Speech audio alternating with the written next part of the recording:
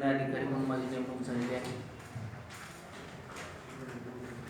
जे highlights point आहेत की हे जिल्हा परिषद पंचायत समितीचं 2017च्या निवडणुकीसंदर्भामध्ये एकंदरीत कशा पद्धतीचं कार्यक्रम आहे हे आपल्याला अवगत करावं या उद्देशानं आजची सर्व आपल्या पत्रकार महोदयाने या ठिकाणी पाचारण करण्यात आलेलं आहे.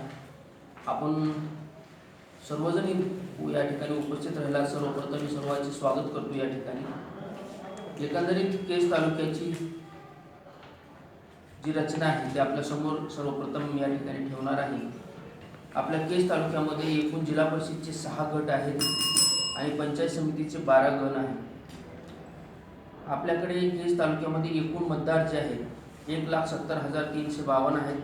त्यापैकी पुरुष 90,341 आहेत आणि स्त्री 80,011 आहेत. प्रत्येक गटनिहाय मतदाराची संख्या खालीलप्रमाणे आहे. विडा जिल्हा परिषद गट 28,571 मतदार आहेत. आडस गट 29,055 मतदार आहेत. होळ गट 28,840 मतदार आहेत. चिंचोली माळी जिल्हा परिषद गट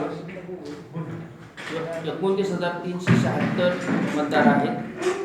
नांदूर घाट जिल्हा परिषद गट 27,229 आहेत. इसुप वडगाव जिल्हा परिषद गट 26,596 आहेत. आता हे आता खाली जी मी आकडेवारी वाचणार आहे ते पंचायत समिती गणाची आहे.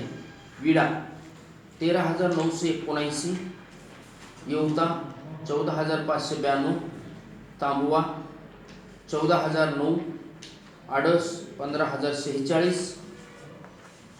होळ 14,850, बनसारोळा 13,990, चिंचोली माळी 15,111, टाकळी 14,265, शिरूर घाट 13,895, नांदूर घाट 13,334, सोनी जवळा 12,681, युसुफ वडगाव 13,915.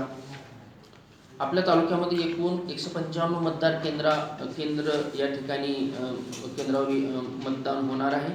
पैकी जे संवेदनशील आहेत ते 25 संवेदनशील मतदान केंद्र या ठिकाणी तालुक्यामध्ये आहेत.